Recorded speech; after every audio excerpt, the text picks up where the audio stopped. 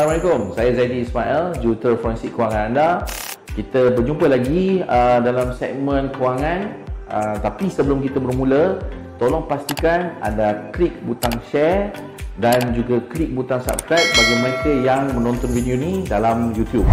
Bagi yang menonton video ni dalam Facebook, pastikan anda share dan like video ini. Terima kasih. Cik Wan Abdillahi. Okey, Waalaikumsalam. Kalau tak fakul insurans rumah, adakah ia akan cover perlu berlaku sakit klinikal atau hilang upaya kekal? Dia bergantung pada polisi takaful yang kita ambil. Okey, so kita boleh tambah terma yang dan syarat yang kita nak kat dalam tu. Okey, kita juga boleh menggunakan takaful nyawa kita untuk cover rumah kalau kita nak. Okey, syaratnya bank kena terima lah. Contoh dia macam katalah anda sekarang dah ada pun takaful nyawa, dah ada takaful hayat. So takaful hayat tu cover semualah, critical illness, cover hilang upaya kan, kematian semua. Katalah takaful anda cover semua tu, tapi nilai dia kecil. Contoh dia macam 100,000, beli rumah 200,000.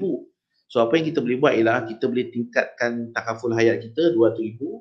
Lepas tu bagi tahu bank yang mana kita beli rumah, kita ambil loan tu, kita cakap dengan dia, saya tak nak ambil takaful untuk cover loan rumah, saya dah ada pun takaful hayat saya, cuma saya nak hibahkan takaful hayat saya untuk cover loan rumah. Contoh pun boleh buat gitu kalau tak nak ambil takaful yang berasingan. Okay. Tapi kalau kita ambil takaful yang berasingan dan kita nak semua coverage ni kan, critical illness lah apa semua nak cover ni, jadi kita kena berhubung semula dengan bank tersebut dan masukkan terma-terma ni ke dalam takaful tersebut lah. So you punya takaful tu lebih enhance dengan kata lain. Tapi enhance ikut kita punya keperluan, bukan enhance ikut bank punya keperluan. Okay? Jadi isu sama ada cover apa, tak cover apa ni, tak ada isu. Kita yang tentukan kita nak cover apa. Kalau kita ambil yang standard, standard lah. Wallahualam lah apa yang standard kan. Sebab kita pun tak baca kan. Banyak orang dia tak baca polisi pun. So bila dia tengok berlaku sesuatu, dia salahkan pihak bank atau disalahkan pihak takaful. Sedangkan masa polisi tu dibuat, dia pun tak baca polisi tu. Okay? Jadi bagi saya, berundinglah dengan banker anda kalau beli rumah dan pastikan anda baca dan lihat terma dan syarat yang ada dalam polisi. Kalau ianya cover apa seperti mana yang anda nak, macam itulah dia. Kalau tidak, suruh mereka ubah dan mungkin kena tambah premium. Okay? Bergantung pada apa yang anda nak tambahkan dalam tu. Cik Nizam bertanya, hartanah landed atau high rise mana pilihan tuan? Sebagai investment, mohon nasihat. Okay. Bagi saya tak ada isu pun. Dia landed ke, dia high rise ke, dia plateau ke kan, dia terapung ke, it does not matter. Yang penting macam saya kata tadi lah, ada tak dia memenuhi 3 tadi. Ada equity, check. Nilai bertambah, check. Aliran tunai positif, check. Saya kapur je. It does not matter. Okay. Kalau bukan tu, saya kena tengok dulu untuk tujuan apa. Sebab ada juga hartanah yang kita beli, contoh memang kita tahu ada aliran tunai negatif, tapi mempunyai equity yang sangat banyak. Okay.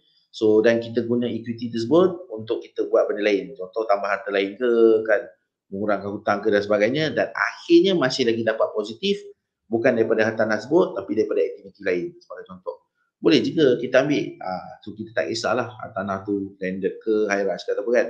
So senang kata ni kita kira dulu lah, dan kita tengok sama ada ianya memenuhi matlamat kewangan kita atau tidak. So kalau iya, kita kapur lah, kalau tak, kita cek lain. Okay. Salam bang, salam. Ada soalan, apa kaedah lain nak langsung hutang dengan cepat selain guna duit gaji? Secara general sebab tak ada risau kewangan detail.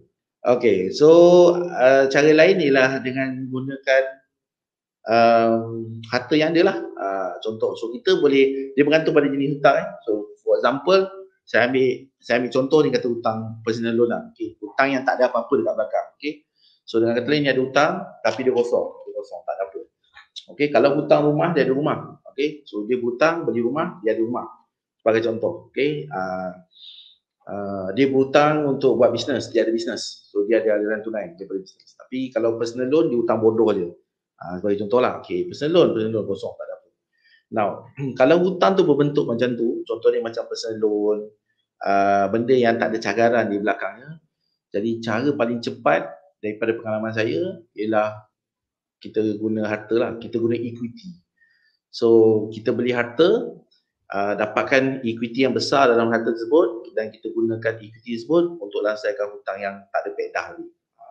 So sebagai contoh, ni contoh je tak semesti kaedah ni guna untuk semua orang, tapi contoh lah.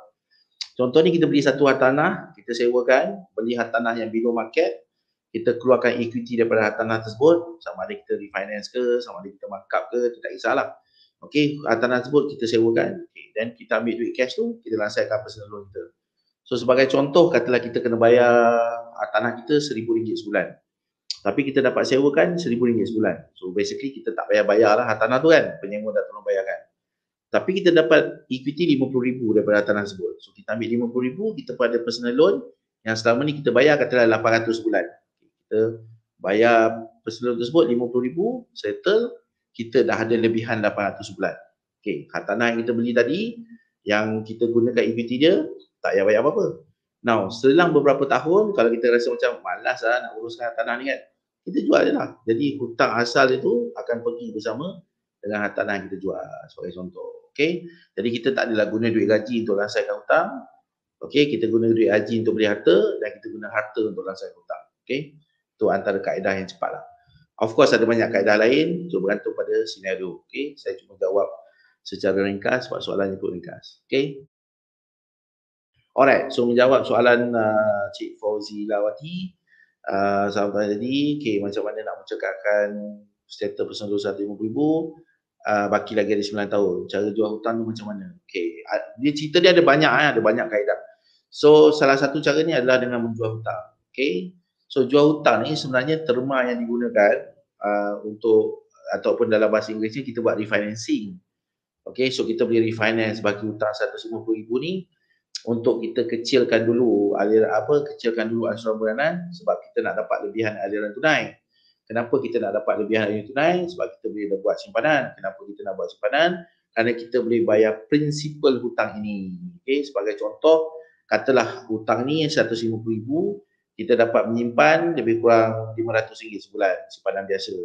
Tapi dengan kita menjual hutang ni, kita refinance kepada bank lain, katalah kita jimat 500 bulan. Jadi secara tak langsung kita dapat mengumpul 1,000 sebulan setiap bulan. Okay. Jadi kalau kita kumpul selama 10 bulan ada 10,000.